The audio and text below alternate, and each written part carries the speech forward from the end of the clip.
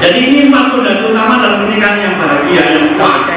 Siap menerima kekurangan pasangannya, siap terus mencari ilmu dalam berkeluarga, siap menjalani prosesnya dan menanggung resikonya, siap bekerja sama dalam kebaikan. Setelah itu ada konsep 7 pilar. Ini ya, biasanya kalau saya saya menemukan klien-klien yang berkonsultasi kepada sama-sama pernikahan itu nggak akan keluar dari 7 persoalan ini.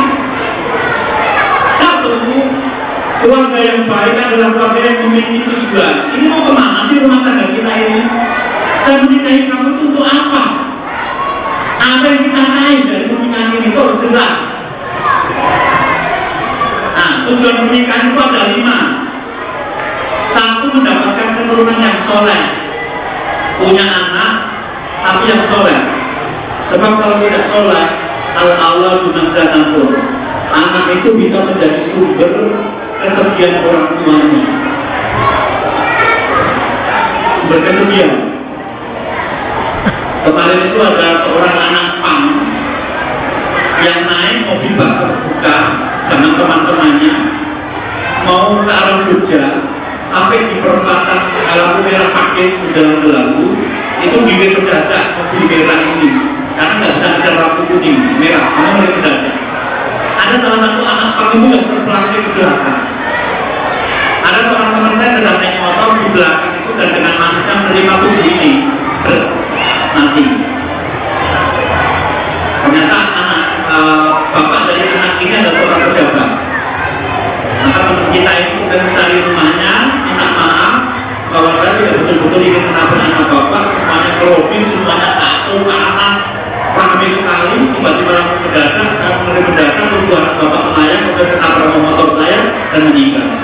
Saya ingin minta agar bapak kita selesaikan itu secara keluargaan, agar tidak melibat kemana-mana. Bapak yang bersahabat itu mengatakan, betul-betul mas Koplong, betul-betul pikir anak kulon itu.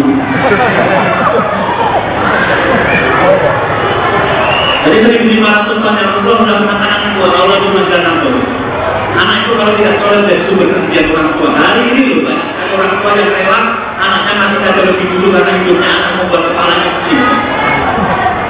Baru sekitar 2 bulan yang lalu di Ponorogo itu ada seorang mantan kepala desa yang membunuh anaknya sendiri karena malu dengan tingkah laku anak yang selalu mempermalukan dan menyesalkan dari orang tuanya. Jadi kalau Anda punya anak cuma 1 pilihan, jadi soleh, tidak ada pilihan yang lain. Meskipun itu tidak bermakna memberikan dia nama Muhammad Soleh. Karena tetangga saya namanya Muhammad Soleh tapi nggak sholat. Kabupaten Seneng. Yang kedua, menjaga pandangan mata dan kemaluan. Lihidul baji wa budul basori. Menikah itu adalah untuk membuat agar mata kita tertunduk, budul basor, tidak memandang yang lain.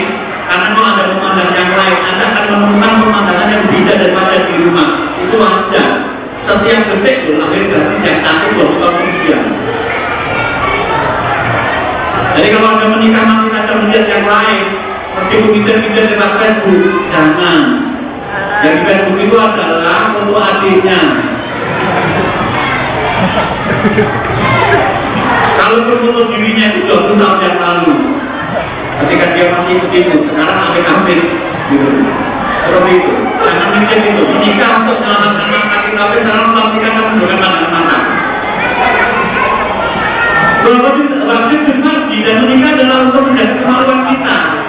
Karena salah satu yang banyak membuat orang kacau dalam hidup perselingkuhan. Konsultasi kepada saya, mayoritas adalah masalah ekonomi dan yang kedua adalah masalah perselingkuhan. Karena Allah memberikan kepada kita namanya horizon yang melalui seksual. Bahaya min akwal beroes dan itu menaruh yang paling kuat. Sehingga ada orang yang bisa sabar ketika di Allah dengan kemiskinan, ada orang yang syukur ketika diberi Allah ujian berupa kekayaan, tapi yang tidak banyak yang bisa selamat ketika diuji Allah dengan ketertarikan dengan lawan jenis. Tukang tambal ban sampai perjalanan itu dan produk itu rokok karena apa? Perselingkuhan. Di tengah-tengahnya anggota dewa, artis kita tidak berbutuh itu. Termasuk bikin narkoba, itu kan tidak berbutuh sama sekali. Itu ya jatuh-jatuhnya ke wilayah seperti ini. Menikah adalah untuk membuat kita terjaga, membuat kita terlindung, sehingga betul-betul kita mencapai derajat kemuliaan dari pernikahan itu. Yang ketiga, tujuan menikah adalah untuk mendapatkan kenyamanan batin, litaskunu ilaiha, agar kamu merasa tenang bersamanya. Beban-beban yang kita rasakan di luar sana untuk suami dan di dalam rumah untuk istri bisa dipecahkan bersama-sama sehingga kita lebih tenang menjalani rumah tangga kita. Yang keempat, ditaksiril amal untuk berbagi peran. Jadi menikah nanti ada hal-hal yang menjadi kewajiban suami, ada yang menjadi kewajiban istri, sehingga kita saling melengkapi. Karena itu orang yang menikah akan mendapatkan kenikmatan hidup yang lebih banyak daripada yang bujang. Karena dalam hidup ini ada hal yang hanya bisa dimampu laki-laki dan hanya bisa dimampu perempuan. Dan ketika mereka menikah, mereka saling berbagi. Yang berikutnya adalah kita biarkan nafas atau proses pendewasaan. Dengan masalah-masalah yang muncul dalam rumah tangga kita akan belajar mengatasi satu persatu. 10 tahun dari sekarang, 15 tahun dari sekarang, kita akan berubah menjadi laki-laki dan perempuan yang jauh lebih dewasa dari sekarang ini. Rumah tangga adalah sekolah kehidupan yang sebenarnya. Menghadapi istri yang bengkok tulang rusuknya itu, mencari hanya yang halal saja, memadukan perasaan istri kita dengan ibu kita, menunjukkan mereka jalan yang benar, kemudian bersikap sabar atas akhlak mereka yang bawaannya ngacak-ngacak itu semua pun dewasa. Oke. Satu, memiliki tujuan. Yang kedua adalah komitmen untuk berperan. Sudah nikah, maka berperan dengan baik pada posisi Anda. Kalau ada suami berperan untuk membawa keluarga Anda ke arah yang benar. Kalau Anda sudah istri, dampingilah suami Anda secara baik. Kalau ada ayah dan ibu, maka didilah anak-anak Anda secara baik. Kemudian yang ketiga adalah menunjukkan penghargaan. Karena menikah itu adalah min anfusikum, dari diri kalian sendiri. Maka yang kita nikah adalah manusia. Yang mereka butuhkan bukan cuma materi, tapi juga ingin dihargai. Penghargaan nanti bagaimana secara detailnya harus kita lakukan pada sesi berikutnya. Kemudian berikutnya setelah penghargaan adalah menikmati kebersamaan. Jadi nanti ketika kita sudah dewasa, kemudian ditanya apa yang membuat ingat orang tuamu, mayoritas dari responden dari artikel yang saya baca menjawab, yang saya ingat dalam puasa adalah waktu-waktu yang dihabiskan bersama saya. Tadi kan saya Nabi malam itu isi di Sukoharjo, karena subuh isi taklim tutup subuh setengah jam. Kemudian saya itu ada pengajian besar, ya jam 6 sampai jam 7. Kemudian saya baru diantar ke sini. Di tengah jalan, sopirnya mengatakan kepada saya dulu pernah membiarkan bapak saya 2 kali. Saya marah kepada bapak saya, karena secara hitung-hitungan agama saya benar, tapi saya bersalah karena saya membiarkan bapak saya 2 tahun. Saya pergi dari rumah, saya ngontrak dengan anak dan istri, tapi kata bapak saya. Sampai kemudian kesadaran itu tumbuh ketika saya sedang dalam perjalanan ke Jogja.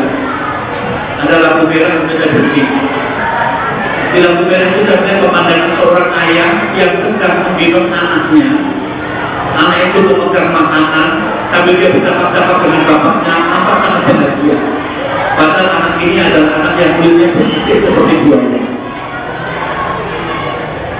Saya terpesona dengan pemandangan itu, bagaimana seorang anak bersisik tampak ceria ketika digendong bapaknya, sambil digendong mereka naik motor betul. Saya langsung ingat bapak saya. Betapa saya menjadi durhaka kepada beliau kalau pada saat itu beliau menimang saya, beliau mengasihi saya, beliau menyayangi saya. Masa 12 itu langsung pulang, langsung minta maaf. Jadi kadang-kadang ada suami yang bercerai, ada bapak dan anak yang bertengkar. Itu disebutkannya dengan cara diingatkan kembali kebersamaan yang pernah mereka jalani dulu pada saat-saat paling penting. Jadi jangan diremehkan. Rumah tangga yang bahagia adalah rumah tangga yang bisa menikmati kebersamaan. Pada suatu suatu hari Rasulullah diundang oleh tetangganya yang orang Persia, masak makanan berkuah khas Persia. Ya Rasulullah, Anda kami undang ke rumah untuk makan malam di tempat kami. Rasulullah kemudian menunjuk Aisyah. Dia juga diundang. Tidak. Kalau begitu saya tidak mau mengundang. 2 kali dia datang lagi, ya Rasulullah, saya mengundang Anda untuk makan di rumah saya. Istri saya juga diundang. Tidak. Kalau begitu saya tidak diundang. Baru yang ketiga kemudian dia datang lagi dan kemudian mengatakan, ya Rasulullah, saya undang Anda untuk makan di tempat saya makan malam. Rasulullah makan bersama istri saya, iya. Oke Aisyah, kita berundang dia. Jadi Rasulullah itu pernah makan malam bersama istrinya di luar rumah. Nah cuma karena Rasulullah itu punya tetangga yang baik, undang-undang gratis. Nah ada yang jangan menunggu gratis, orang punya tetangga. Ya sekali makan malam sama istri di luar nggak apa-apa. Berarti Rasulullah makan itu. Cuma bedanya Rasulullah gratis, nggak kita bayar gitu. Tapi ya apa-apa juga sih nunggu kalau mau datang ke hewan-hewan yang baru merintis usaha nanti datang jam 11 malam ada yang tersisa. Bukan biasanya kalau usaha baru kan nggak laku habis tuh. Ya karenanya punya hewan-hewan kan tidak membeli tapi menunggu sisanya.